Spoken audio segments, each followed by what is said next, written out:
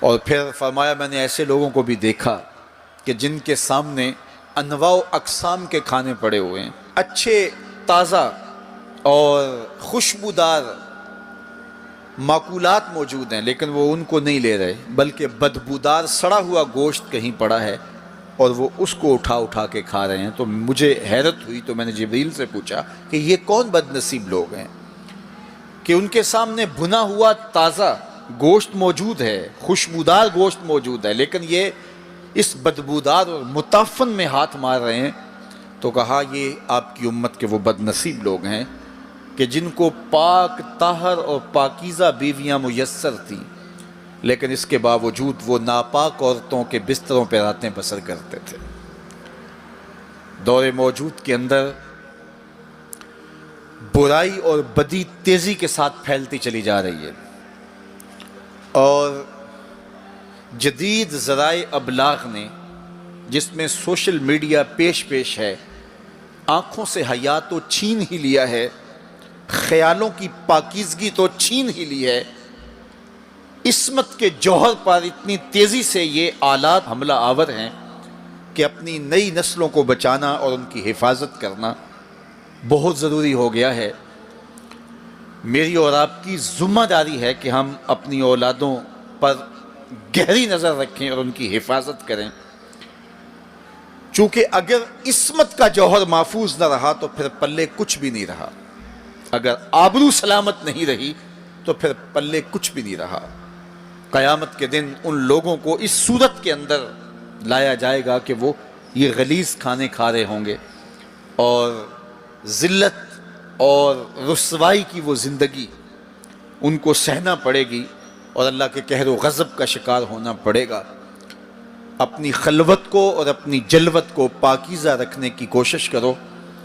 اور اللہ کی رضا اپنا مقصود زندگی بنا لو۔ وہ آنکھ جو غیر محرم کو شہوت کی نظر سے دیکھتی ہے، قیامت کے دن جہنم کی آگ سے بھر دی جائے گی۔ اپنے خیالوں کو بھی پاکیزہ کرو، اپنی سوچوں کو بھی پاکیزہ کرو، اور اپنی زندگی کی ایک ایک ساعت کو اپنے مالک کے حضور پیش کرو، اور اللہ سے توفیق مانگو خیر کی اور برکت اور رحمت کی۔ جب انسان کی نگاہ پاک نہیں رہتی تو خیال پراگندہ ہوتے ہیں، خیالات کی ناپاکیزگی اس کی عصمت کے جوہر پہ حملہ آور ہوتی ہے، اور شیطان کے لیے یہ بڑی خوشی کی بات ہے کہ کوئی نوجوان اپنی عصمت اور اپنی آبرو کو داؤ پہ لگا دے۔ تو دور موجود کے اندر یہ فتنہ تیزی کے ساتھ بڑھتا چلا جا رہا ہے، اس میں ہماری معاشرت کی ناہمواریاں اور جدید ذرائع ابلاغ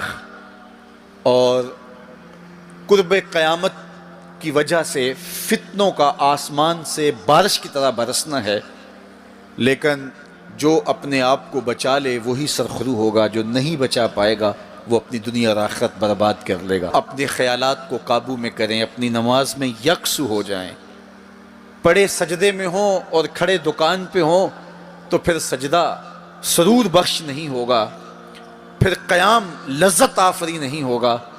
تو اپنی نماز کو اس قدر یکسو کر لو کہ جب تم سجدے میں ہو، قیام میں ہو، رکوع میں ہو، تو سجدے، قیام اور رکوع کی لذت تمہیں حاصل ہو رہی ہو، تو پھر معراج کی لذتیں تمہیں نماز میں نصیب ہوں گی اور قرار نصیب ہوگا۔ تو کہا میں نے کچھ لوگوں کو دیکھا کہ ان کے سر کوٹے جا رہے ہیں، اور میں نے پوچھا یہ کون لوگ ہیں؟ تو کہا یہ وہ لوگ ہیں کہ جو نماز نہیں پڑھا کرتے تھے، جن کے سر نماز سے بوجھل رہتے تھے۔ پھر کچھ لوگوں کو دیکھا معراج کی شب، فرماتے ہیں کہ ان کے آگے اور پیچھے چیتھڑے بندھے ہوئے ہیں، اور وہ کانٹے دار جھاڑیاں تھوہر کھا رہے ہیں، گرم پتھر چاٹ رہے ہیں اور کھا رہے ہیں۔ تو میں نے پوچھا